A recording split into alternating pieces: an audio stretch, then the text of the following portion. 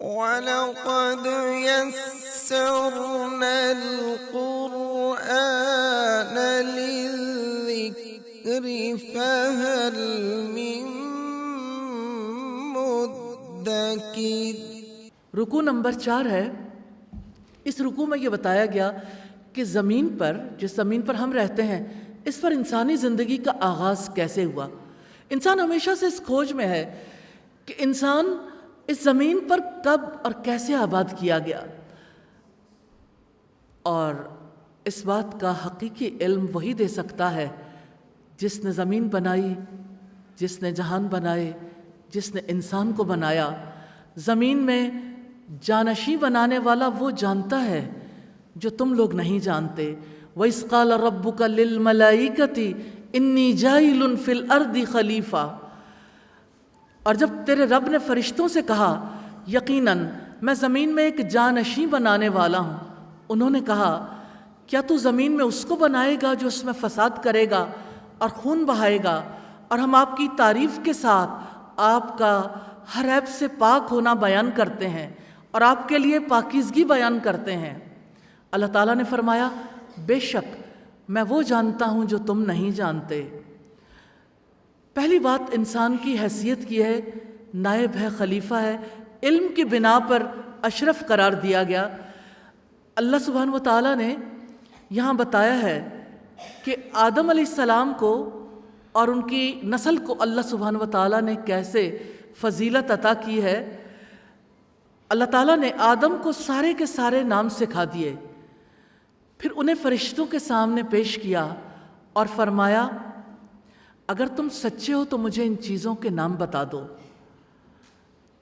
فرشتوں نے جواب دیا قالوا سبحانک لا علم لنا الا ما علمتنا، انہوں نے کہا آپ پاک ہیں، جو کچھ آپ نے ہمیں سکھایا اس کے سوا ہمیں کچھ علم نہیں، یقیناً آپ ہی سب کچھ جاننے والے، کمال حکمت والے ہیں۔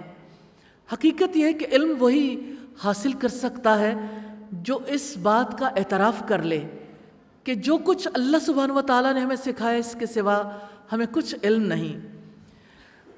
اللہ تعالیٰ نے فرمایا اے آدم انہیں ان کے نام بتا دو، تو جب اس نے انہیں ان کے نام بتا دیے تو اللہ تعالیٰ نے فرمایا کیا میں نے تم سے کہا نہ تھا بے شک میں آسمانوں اور زمین کے غیب جانتا ہوں، میں جانتا ہوں جو کچھ تم چھپاتے ہو اور جو کچھ تم ظاہر کرتے ہو۔ اور جب ہم نے فرشتوں سے کہا کہ آدم کو سجدہ کرو، یہ آدم علیہ السلام کی تقریب رونمائی ہے، تو انہوں نے سجدہ کیا مگر ابلیس نے انکار کیا اور تکبر کیا اور وہ کافروں میں سے ہو گیا۔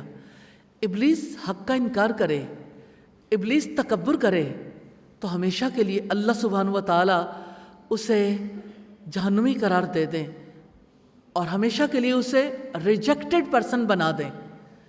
لیکن انسان تکبر کرے تو اپنے آپ کو محفوظ سمجھے۔ انسان کیا کچھ نہیں کرتا اللہ سبحانہ و تعالیٰ کے آگے، کبھی سیلف اسٹیم کے نام پہ، عزت نفس کے نام پہ، کبھی سیلف ایکچولائزیشن کے نام پہ۔ اپنے آپ کو پہچاننا بہت ضروری ہے، لیکن ہماری سب سے بڑی پہچان یہ ہے کہ ہم اللہ تعالیٰ کی مخلوق ہیں، اس کے بندے ہیں۔ ہمارا سب سے پہلا رشتہ ہمارے خالق سے ہے۔ رب العزت نے آگے فرمایا اور ہم نے کہا اے آدم تم اور تمہاری بیوی دونوں جنت میں رہو اور جہاں سے چاہو دونوں خوب کھاؤ، اور اس درخت کے قریب نہ جانا ورنہ تم دونوں ظالموں میں سے ہو جاؤ گے۔ تو شیطان نے ان دونوں کو اس سے پھسلا دیا، چنانچہ اس نے ان دونوں کو اس جگہ سے نکلوا دیا جس میں وہ تھے، اور ہم نے حکم دیا تم سب یہاں سے اتر جاؤ، تم ایک دوسرے کے دشمن ہو اور تمہارے لیے زمین میں ایک وقت تک ٹھہرنا اور فائدہ اٹھانا ہے۔ اللہ تعالیٰ نے بنی آدم کو شیطان کی دشمنی سے ڈرایا ہے، جیسا کہ سورہ فاطر کی آیت نمبر 6 میں فرمایا یقیناً شیطان تمہارا دشمن ہے تو تم اسے دشمن بنا لو۔ یقیناً وہ اپنے گروہ کو اس لیے بلاتا ہے تاکہ وہ بھڑکتی ہوئی آگ والوں میں سے ہو جائیں۔ پھر کیا ہوا؟ آدم علیہ السلام کو ایک درخت کے قریب جانے سے روکا تھا، اور شیطان کے وسوسوں اور شیطان کی ترغیب سے متاثر ہو کے انہوں نے اس درخت کا پھل کھا لیا۔ اللہ سبحانہ و تعالیٰ نے ان سے جنت کا لباس اتروا دیا۔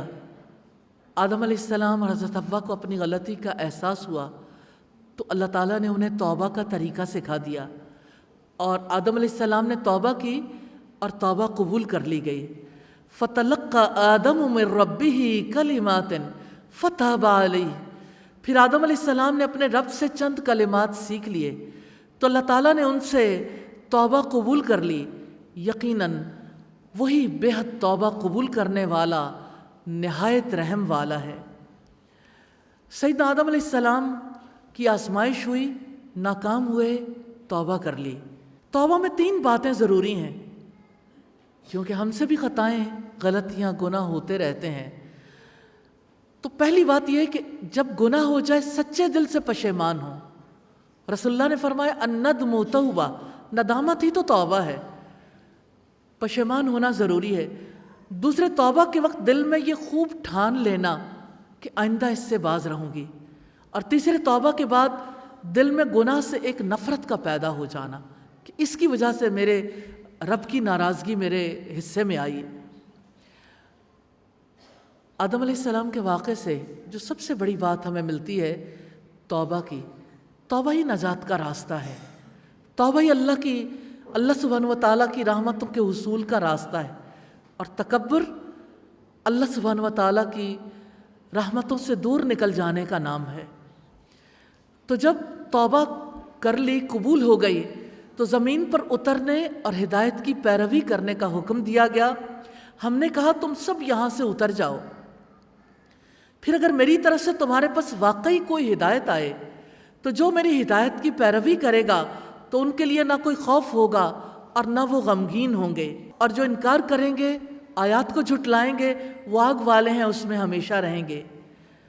والذین کفروا وکذبوا بآیاتنا اولئک اصحاب النار، اور جن لوگوں نے کفر کیا اور ہماری آیات کو جھٹلایا وہی لوگ آگ والے ہیں، وہ اس میں ہمیشہ رہنے والے ہیں۔ یہ تھا رکوع نمبر 4، جس میں کرنے کے کام ہے اللہ تعالیٰ کی حمد کے ساتھ تسبیح کرنا جیسے فرشتوں نے کی، اللہ تعالیٰ کی پاکی بیان کرنا، اور کرنے والا کام ہے توبہ کرنا، اللہ تعالیٰ کی رہنمائی کی پیروی کرنا، اور جہاں تک ان کاموں کا تعلق ہے جن سے رکنا ہے، فساد کرنا، خون بہانا، انکار کرنا، تکبر کرنا، ظالموں میں سے ہونا، آیات کو جھٹلانا۔ ہم کیا کریں؟ اللہ سبحانہ و تعالیٰ نے ہمیں جس مقام پر فائز کیا ہے، ہم نے اپنی ذمہ داریوں کو سمجھنا ہے اور انہیں ادا کرنے کی کوشش کرنی ہے۔ اللہ سبحانہ و تعالیٰ ہمیں توفیق عطا فرما دے، آمین ثم آمین۔ رکوع نمبر 5 سے 14ویں رکوع تک بنی اسرائیل سے خطاب ہے، ان کے واقعات ہیں، اور واقعات کو ہم اسی رو میں دیکھیں گے جیسے اللہ سبحانہ و تعالیٰ نے ہمیں بتائے ہیں۔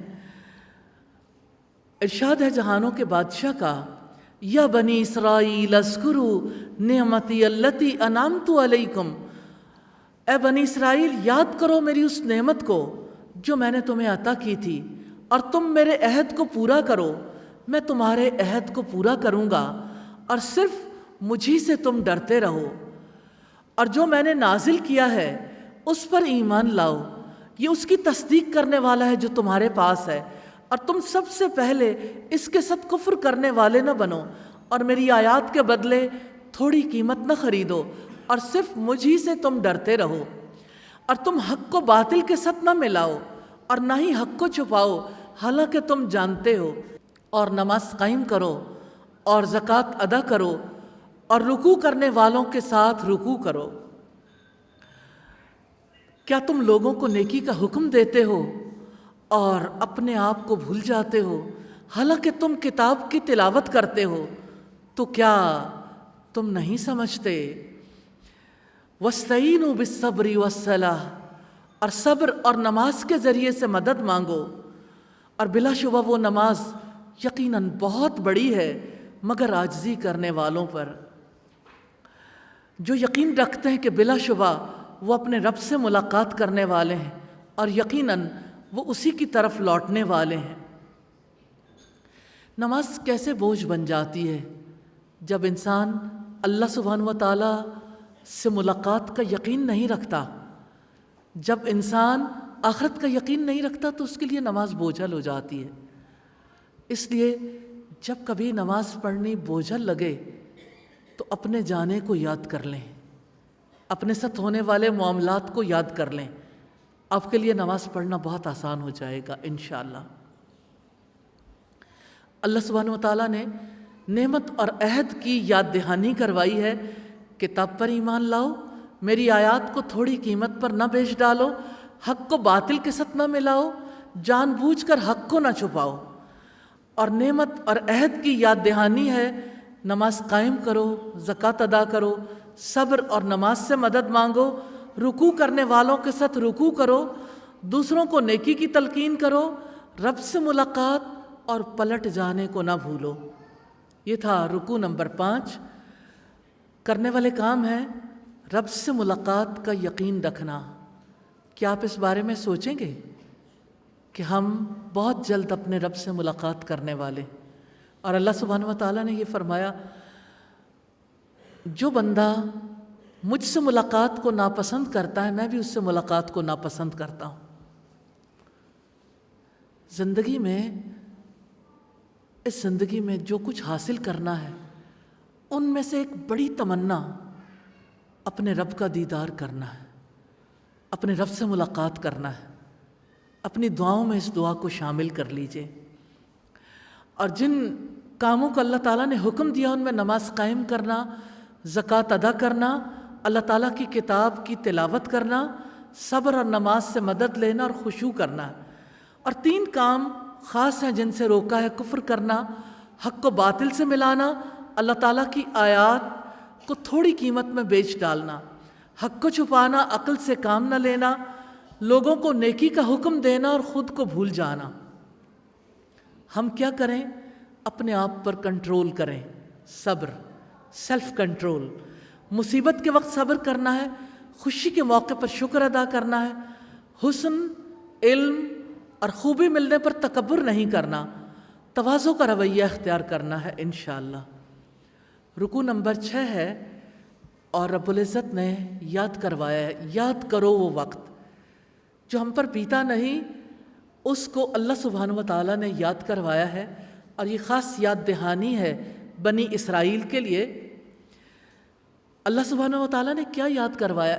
اپنی نعمت کو، اور جو فضیلت بنی اسرائیل کو یعنی یہودیوں اور عیسائیوں کو دی گئی۔ یا بنی اسرائیل اذکروا نعمتی التی انعمت علیکم، اے بنی اسرائیل یاد کرو میری نعمت کو جو میں نے تمہیں عطا کی، اور یقیناً میں نے تمہیں جہانوں پر فضیلت عطا کی تھی۔ اور ڈرو اس دن سے جب کوئی جان کسی جان کے بدلے میں کچھ بھی کام نہ آئے گی، اور نہ اس سے کوئی سفارش قبول کی جائے گی، اور نہ اس سے کوئی فدیہ لیا جائے گا، اور نہ ان کی مدد کی جائے گی۔ 4 چیزیں ہیں جو اللہ سبحانہ و تعالیٰ نے یاد دلائی ہیں۔ اس دن کو یاد کرو گے، کوئی مددگار نہیں ہوگا، آپ فدیہ دے کر چھوٹ نہیں سکتے، آپ کی کوئی سفارش نہیں کرے گا، اور کہیں سے کوئی امدادی کمک بھی نہیں پہنچے گی۔ بنی اسرائیل کو یاد دلائے گئے وہ واقعات، ان کے تاریخی واقعات جو اللہ سبحانہ و تعالیٰ کے ان پر انعامات تھے۔ اور اس وقت کو یاد کرو جب ہم نے تمہیں آل فرعون سے نجات دی، وہ تمہیں برے عذاب میں مبتلا کرتے تھے، وہ تمہارے بیٹوں کو بری طرح ذبح کرتے تھے، اور تمہاری عورتوں کو زندہ رہنے دیتے تھے، اور تمہارے لیے اس میں تمہارے رب کی طرف سے بہت بڑی آزمائش تھی۔ اور اس وقت کو یاد کرو جب تمہاری وجہ سے ہم نے سمندر کو پھاڑ دیا، پھر ہم نے تمہیں نجات دی، اور ہم نے آل فرعون کو غرق کر دیا اور تم دیکھ رہے تھے۔ اللہ سبحانہ و تعالیٰ نے کتنے انعامات کیے بنی اسرائیل پر۔ فرعونیوں کی غلامی سے نجات دی، سمندر پھاڑ کر بخیر و عافیت گزروا دیا، دشمن کو یعنی فرعونیوں کو غرق کر دیا، اور بچڑے کی پرستش کی، اتنا بڑا ظلم تھا پھر معافی دے دی، اور طور پر بجلی سے جل جانے کے بعد دوبارہ زندگی عطا کی، صحرا میں بادلوں کا سایہ اور بڑے پیمانے پر من و سلوہ کی غذا فراہم کی، اور صحرا سے گزرتے ہوئے زمین کی پیداوار کا انتظام کیا۔ اور اس وقت کو یاد کرو جب ہم نے موسیٰ سے 40 راتوں کی میعاد مقرر کی، پھر اس کے بعد تم نے بچھڑے کو پکڑ لیا اور تم ظلم کرنے والے تھے، پھر اس کے بعد ہم نے تمہیں معاف کر دیا تاکہ تم شکر ادا کرو، اور وہ واقعہ یاد کرو جب ہم نے موسیٰ کو کتاب اور فرق کرنے والی چیز دی تاکہ تم ہدایت حاصل کرو۔ اور اس وقت کو یاد کرو جب موسیٰ نے اپنی قوم سے کہا، اے میری قوم، یقیناً تم نے بچھڑے کو پکڑنے کی وجہ سے اپنی جانوں پر ظلم کیا، لہذا تم اپنے پیدا کرنے والے کی طرف توبہ کرو اور اپنے آپ کو قتل کرو، یہی تمہارے پیدا کرنے والے کے نزدیک تمہارے لیے بہتر ہے۔ پھر اللہ تعالیٰ نے تمہاری توبہ قبول کی، یقیناً وہی بہت توبہ قبول کرنے والا نہایت رحم والا ہے۔ پھر ہم نے تمہاری موت کے بعد تمہیں اٹھایا تاکہ تم شکر ادا کرو۔